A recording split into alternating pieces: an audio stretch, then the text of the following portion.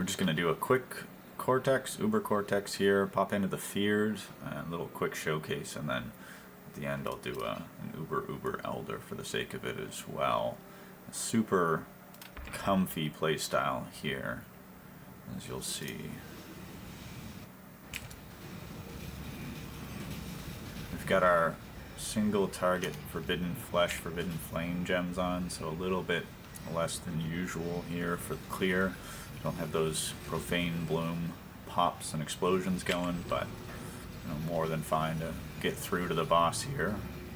We're just doing this for the sake of the Feared, not for whatever loot here from the Cortex. Not that I'm the fastest or most optimized here. Swap over to some single target gems. You'll see pretty much all the Uber bosses are just quick, easy, comfy, don't need to worry about dying. We're not at dot cap for Ubers, we're certainly above dot cap for normal pinnacle bosses, and sitting at about 15 to 17 million, I believe, last I checked.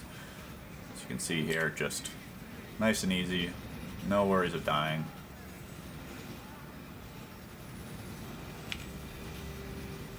There we go.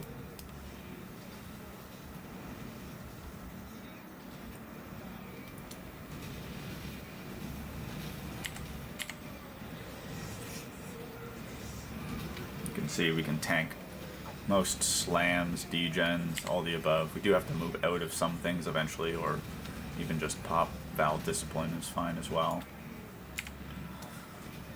We've got a weapon swap on here to go between the AoE and single target gems for Soulwrest. Not a huge difference, but we put in Awakened GMP as one of the bigger ones there just for clear. Completely unnecessary. You can stick with single target or stick with AoE for any of these, but the single target gems are pretty significant, nearly double the DPS of the AoE gems.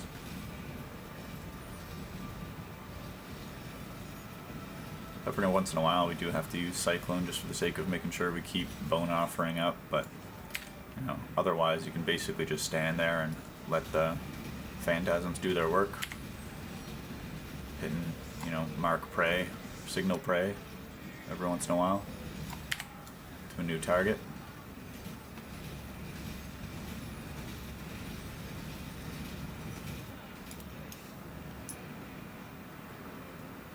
Keeping Cyclone running also does help a little bit with recovery, just because we have that Discipline, Energy Shield on hit, Watcher's Eye. You can see we're dropping a little bit by standing in all the degen. We can just pop our Val Discipline and completely back up.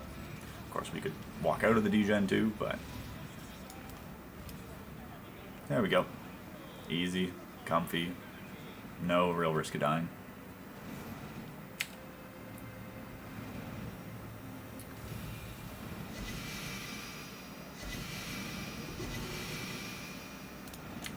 Cool. We'll pop now off to Uber Elder. Oh, never mind. Feared first. It's alright. Feared is quite easy. There's a couple of mods we don't really care for. Let's see here. Oh, that's completely fine. We're immune to curses. We're immune to crits. We've got 90% all res. We're not worried about any of the extra damage there. Swap back to our single target gems. And it really doesn't matter which of the bosses you go and try and kill first. Most people usually go for Zeri, but honestly, they all basically do nothing to us. Trigula's very easy because we're Chaos immune. Maybe the Synthesis boss is the hardest, but I mean, we can just stand in everything and not worry about it. Even Shaper Slams, for the most part, we can, stand in the degens here. They'll get us eventually if we're not paying attention, but it's basically nothing. And it's Zeri. Creeping along. Easy. Got well, nothing good, but this is what it is. Okay. And then Uber Elder.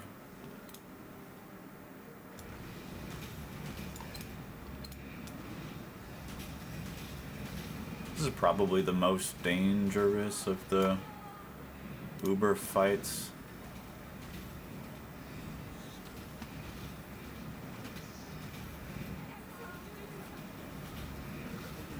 Mostly just because of the Maven witnessing is a bit of an annoyance. We've got Void Beacon as a Forbidden Flame Flesh Jewels, so we don't really have to worry about the regen now because of that, but you know, sometimes when they're invulnerable, they'll still get that regen off.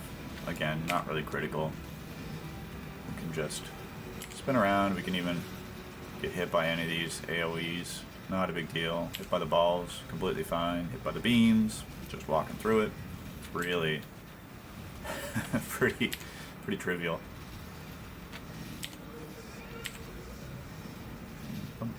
Even ball blast here. Don't even really have to pay attention to it at all. Just comfy. There we go. Okay, next phase. Stand in the balls, stand in the degen, stand in whatever. Doesn't matter. We don't really have to move these out of the way. We can even be standing in that.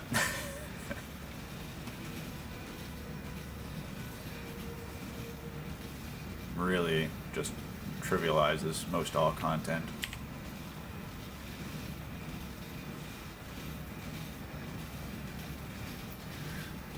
Do.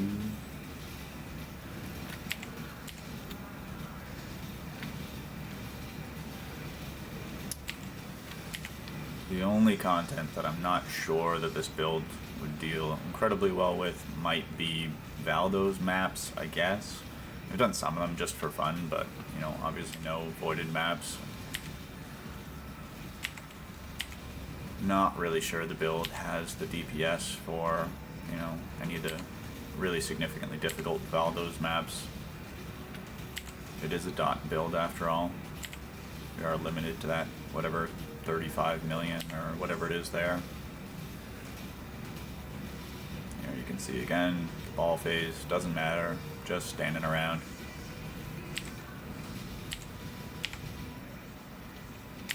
Slam, fine. Slam, fine.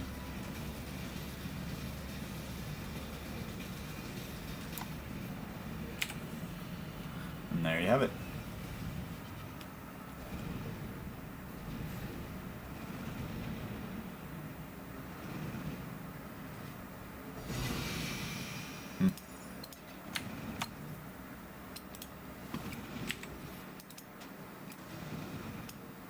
Our 44 boys following us along. Hey, so I figured I wanted to give a little deep dive into how we put the character together here and where it's at and what the goals were.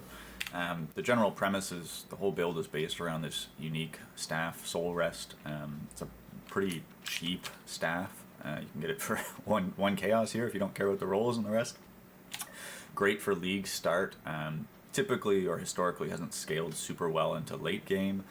Falls off pretty heavily, but when I saw that they had updated this staff to increase the level of the Summon Phantasm skill and also the flat damage associated with it with the most recent patch, I thought I'd try to push it and see how far we could bring this, especially with the new helmet as well here that allows you to double the number of minions you have of a specific type. So anyways, a league start, you can run with this. Doesn't even need to be a 6 socket. You don't need to link any of the sockets here. It could be 4 or 5 sockets, realistically speaking. Yeah, but it typically drops off into late red maps. So the way we've built it out here is as a poison build, a poison minion build, through a combination of this affix, this suffix of Chayula, on the chest piece here that comes from a grasping mail. You have to recombinate that without that mod being fractured, and then once you move it over you can fracture the mod and craft it from there. And then we get the additional 40% chance to poison based off of Abyss jewels here with between 10 and 15% per jewel. We do that with 3 jewels in this case. You could also do it a lot easier if you ran a Darkness and Throne belt instead of a Mage Blood. Of course, it's much cheaper in that way, and actually you would probably have more offensive power as well because you can stack a lot of extra flat physical and chaos damage through it. But of course, you know, Mage Blood is Mage Blood, makes the build significantly stronger and easier to play, and so that's what we ran with. So from there, we've got Chance to Poison. We have our minions through this node here having 100% Fizz converted to Chaos, and Wither on hit, which is, of course, absolutely massive for damage in this case. And then the rest of the build is just maximizing our defenses and kind of supporting these phantasms as they're rolling there.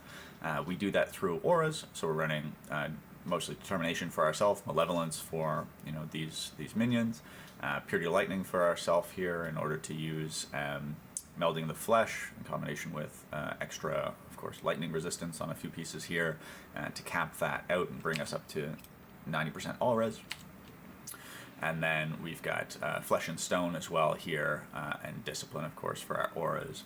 Otherwise, we just have a Molten Shell and Convocation on automation here, and then Frostblink for mobility, and that's pretty much it. There's hardly any buttons on this build.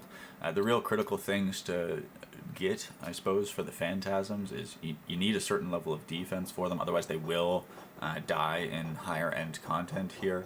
Really important is this wheel down here, giving attack and spell block combined with Bone Offering and 2% of life when they block is huge for them.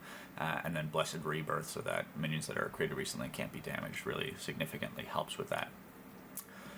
Otherwise, we're stacking some, minion damage, attack, and cast speed through our cluster jewels here, and kind of fixing some of our attributes, of course.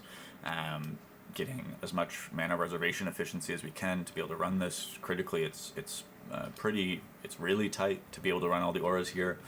You need a 90% multiplier helmet here, Enlighten for 1 jewel with 2% increased reservation efficiency of skills, and then a 3 passive 35% increased effect mana reservation cluster, and that will bring you to the point to just barely be able to squeeze all these in. Otherwise, you can pull Flesh and Stone out of the build. Still works great. Of course, your EHP drops a fair bit without this in place, but I did that for a long period of time. It was completely fine, and I think that also allows you to drop down to no implicit here, a level 3 Enlighten, and I think you don't even need the cluster whatsoever there, but you can do it very, very cheaply either way. Yeah, so besides that, we have a set of Forbidden Flesh and Flame jewels, Profane Bloom for clear, just for those chaos pops, and we do a Void Beacon for bossing there, just for the minus res. It's effectively a 20% more damage multiplier for us, and the reduced life regeneration rate helps with Maven Witness bosses, so she can't heal them up like that. For defensive otherwise, we are also blocked on attack and spell block, not of course when we're here, but once we get our Bone Offering running, then we're capped there. You do need the 11% increased effect, or at least, I don't know if it's 11, you might only need 9% increased effect there to cap it. Otherwise, you can see we pull this off, and we're only at 71, 76 instead of 75, 78 there. So it does make that difference. Let's get these back up before I forget about them. So we're running Whispers of Infinity Amulet here in this case, mainly just for a huge amount of energy shield. We don't really care about the rest of that except for the skills cost energy shield instead of mana or life, so we can just reserve all of our mana and not have to worry about it. And we've got enough regen that it makes functionally no difference for us. We're fixing our resistances through a couple pieces of gear. Chest piece rings here are pretty big for the resistances. We have a huge amount of lightning resistance between the flask and the purity of lightning, so we don't really need very much elsewhere. Then stacking some abyss jewels here, an aspect of the spider. So to note for some of the implicits here at least, Maim is not irrelevant. We do have 5% increased damage over time taken from jewels here if they're maimed. A nerve, of course, because the projectile by these phantasms is actually a spell, it's not an attack, so 10% increased damage taken there. And then otherwise just, as much energy shield as possible here. Just managed to craft these boots actually recently there. Abyss sockets do make a pretty significant difference, because if you're running the Forbidden Flesh and Flame combos, you're going to be really socket starved in this case. And then, yeah, otherwise, implicits on the chest, 11% Fizz taken as Chaos, huge, that's 11% PDR effectively. We need the 3% max lightning res to hit that 90% defensive cap there. And then even on one of the clusters, I had to go for tier 1 dex and increased effect in order to be able to run Awaken GMP. Reason being, you can opt to not do this, but I did 10% reduced attributes for 40% increased global defenses. Is just quite significant increase in energy shield. And then we also have the 15% reservation efficiency of skills, but auras also affect enemies, which is pretty redundant. Don't care about if they have ES, don't care about their lightning resist, don't care about their armor. Malevolence maybe very marginally, but basically no impact, and Flesh and Stone does nothing. So pretty much just free 15% mana reservation efficiency. Watcher's Eye is pretty good. We could upgrade this with a 3 mod. I found one on trade today. I just don't have the money for 300 divines for the next one for flat armor determination, PR determination, and then ES on hit discipline. And that's pretty much it. Storm Shroud, of course, combined with the avoid being shocked on a flask here means we are elemental ailment immune. Combine that with a corrupted blood immune jewel, wherever the heck I put that. Here we are. The only thing that we can really be affected by in this case is bleeding, which can be problematic if you're not paying attention, but we've got a ton of regen. It's very rarely really something that's going to get us in the end, if you will. We do also have a weapon swap on here between our, of course, AoE and single target. Big difference here is we swap out Awakened GMP and Minion Speed for Awakened added Chaos damage and Unbound Ailments there. And it actually very nearly doubles our DPS in this case against bosses. Up to you if you want to run that. It's also completely fine and viable to only run single target or only run AoE is not really too critical. Also, we run the Bottled Faith here in the build for bossing instead of the Wine of the Prophet. Wine of the Prophet's just a fun, silly thing. It's absolutely not necessary. And Bottled Faith is really only for that 10% increased damage taken, because the minions, functionally speaking, I don't want to say can't crit, but nearly can't crit. Their base crit is 0, is my understanding. So unless you're doing, brittle ground and or fresh meat support or something like that, you're going to be hard pressed to really get a meaningful amount of crit chance for these specters. You could also, if you want, for a while I was not running with the Basalt. I was running with a Silver Flask here. Of course, it does make you a little bit zoomier. You can probably see here swapping the two of them out, but it's not hugely noticeable. We do, or coincidentally I do, I unveiled the Onslaught on kill chance. So while I'm mapping, I'm pretty frequently having Onslaught. So I didn't really think it was worth it necessarily for a whole flask slot compared to 20% more armor with the flask effect. Makes a bit of a difference. We go here from 27 to 38,000 armor. Pretty significant difference there. But completely up to you what you want from the build in this case. And of course, absolutely not necessary is the silly double influenced soul rests with a tempering orb on them. Tempering orb does have an effect. It increases the flat damage there that the minions receive by 8%, but it's so small really in the end. It's a third of a tier 1 mod on one abyss jewel. But at a certain point you're just min-maxing and not sure what to do. And the double influence is just because they look cool is effectively it there. So Awakener Orbs, 2 Ezomite Staffs together, and then use the new Crafting Bench chance Scour there to hit them until they became a Soul Rest. There's a 50-50 chance. This is a tier 4 unique, so it's really pretty quick and easy to do. But there's another tier 4 unique staff. I forget the name of it off the top of my head, but it's not guaranteed that this will be the staff, of course, that you end up getting from the chance Scour. And so this is our Merc here. We've got a Cruel Mistress. Important is Envy is the most important, but then of course Zealotry is not nothing.